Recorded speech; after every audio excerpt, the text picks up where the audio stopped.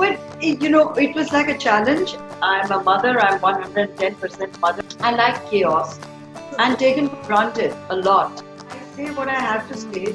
Get sleepless nights over this. I simply don't read the comment. What in India is called tu meme. Why should I let any of it touch me? It really doesn't.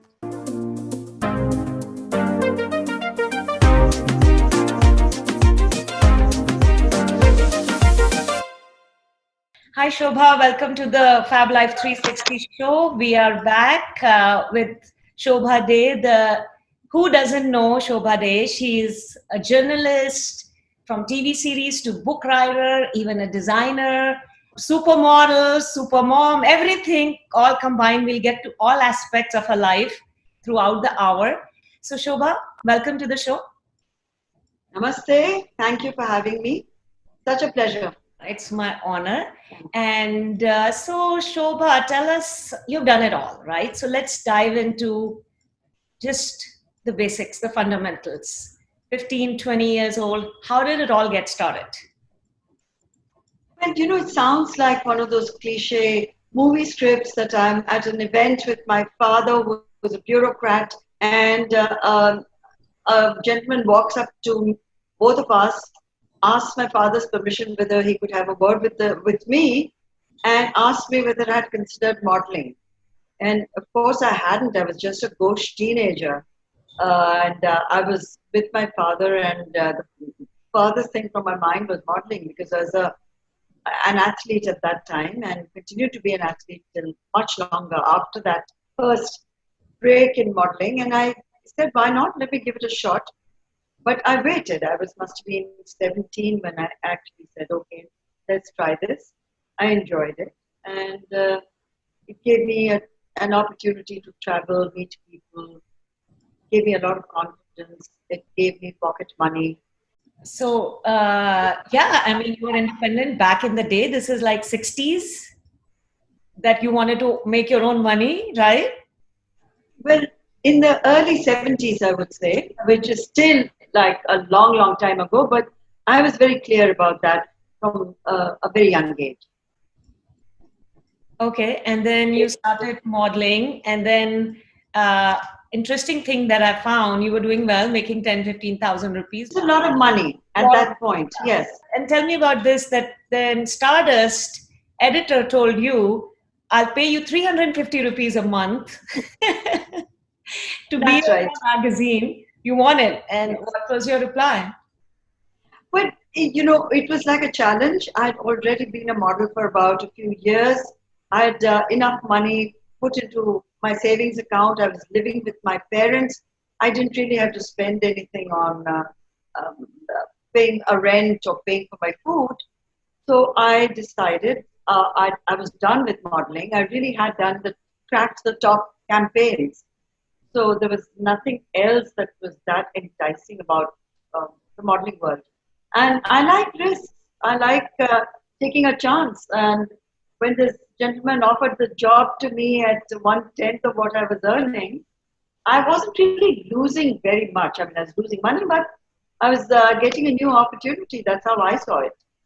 And I grabbed it, and that was it. I continued to work with him for the next 12 years. Not at 350 rupees, I might add. I did get a raise after I proved myself. You did, cool. Yeah. And raises throughout your life. And you did, so you edited for Stardust, edited Stardust, the iconic publication of India, celebrity magazine, and Society. I remember when I was very young, I was really fascinated with the magazine Society. I've never seen anything like that. And you are the person who brought the Society. Yes. So tell us a little bit about those times and how you progressed after that. Well, Stardust was really a breakthrough magazine, a breakthrough publication on many levels. It started a totally new approach to journalism, to film journalism in particular. It broke away from the whole PR journalism that existed at the time. And it just gave a much more human face to movie stars. It became incredibly popular in almost instantly. From the first issue onwards, it was a sellout. And I spent 10 years with Stardust, I had established it as the number one film magazine in India with my team. I'd been given a fantastic kind of scope to make the magazine evolve and reflect the new stars in Bollywood, the new changes in Bollywood.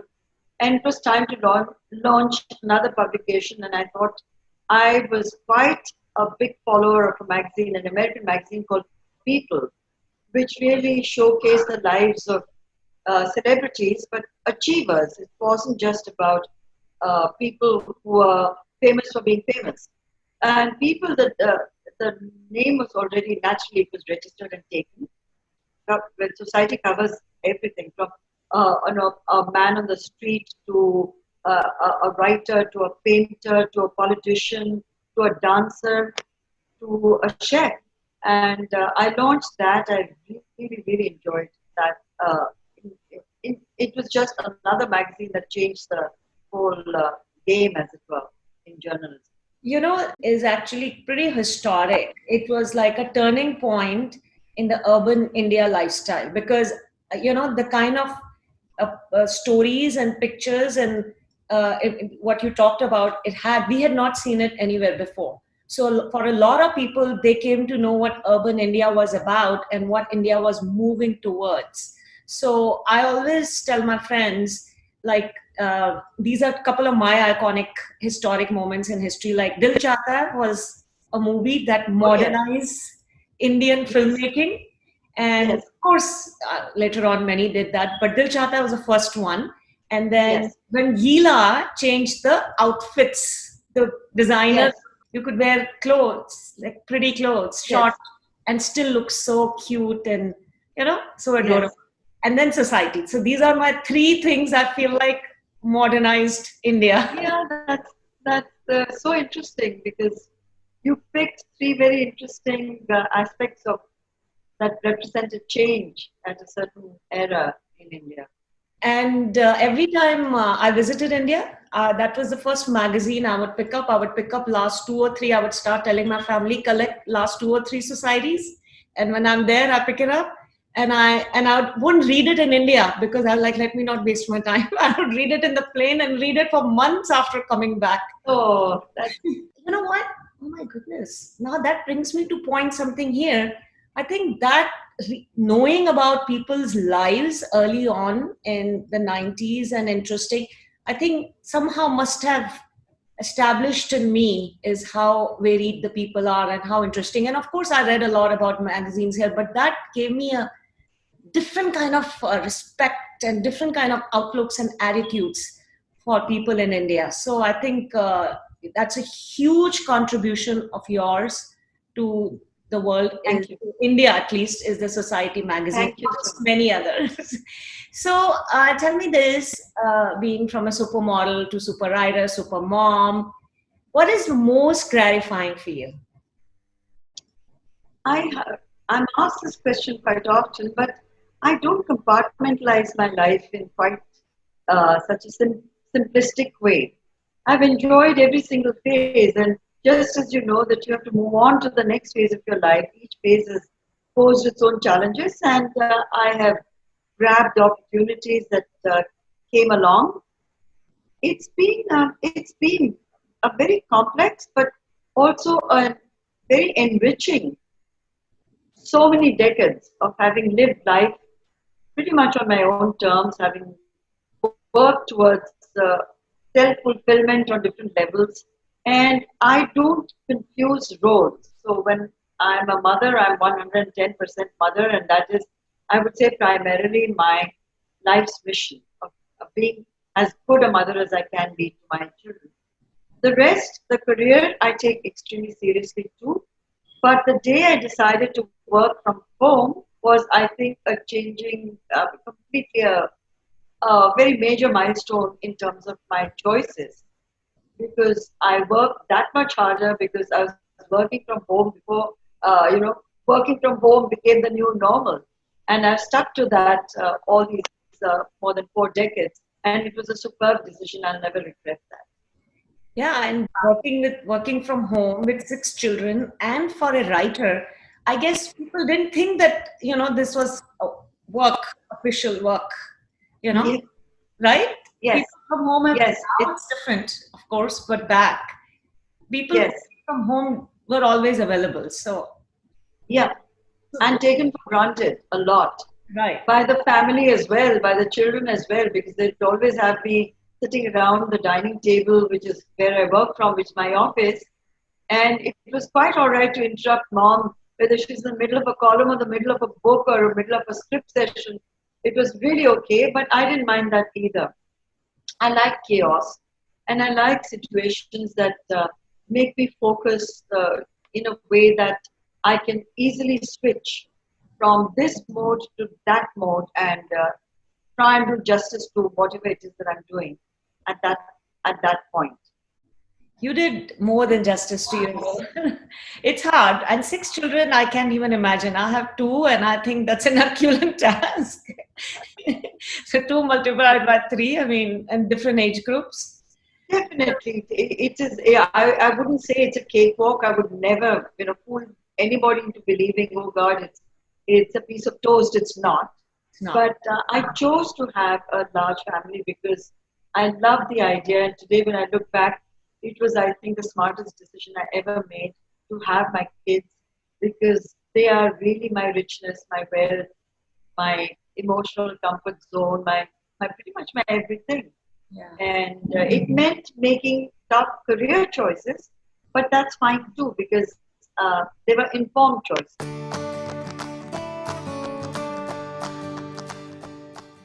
I say what I have to say, and I stand by that. And they are free to continue with their abuse and threats and all of it because I don't engage with cowards. I don't engage with people who are anonymous.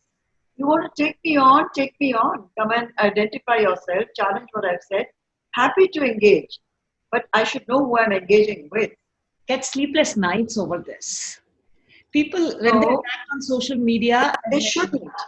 So, yeah, please say something for all of us listening, influencers, celebrities, whosoever is getting very affected by the negative feedback.